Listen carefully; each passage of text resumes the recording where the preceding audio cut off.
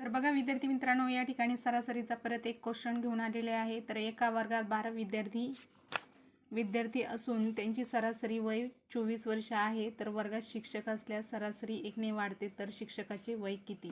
अशा प्रकारचा प्रश्न आहे। तर विद्यार्थी मित्रांनो, सगळ्यात पहिलं एका वर्गात 12 विद्यार्थी असून तर 12 घ्यायचे आहेत, सरासरी आलेली आहे म्हणून गुणिले घ्या।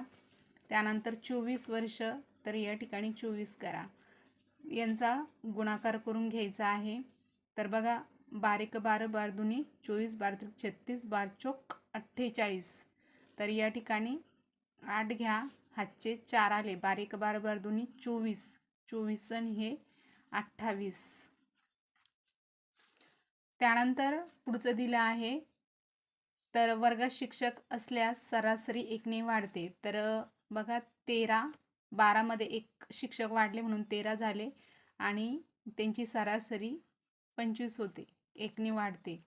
तर बघा 13 5 65, 13 5 65, तर या ठिकाणी 5 घ्या, हातचे 6 येतात, 13 1 13 13 दुनी 26 26 हे 6 26 6 26 27 28 29 30 31 32, तर या ठिकाणी घ्या 32। आता विद्यार्थी मित्रांनो, ही संख्या छोटी आणि ही मोठी, तर आपल्याला यांची वजाबाकी करायची। मोठ्या संख्येतून छोटी संख्या वजा करायची। तर आपण 325 मधून वजा 288 करूया। तर बघा वजाबाकी या ठिकाणी 5 मधून 8 जात नाही म्हणून आपण इकडून 1 घेतला, 15 झाले, 15 मधून 8 गेले, 7 खाली उरतात।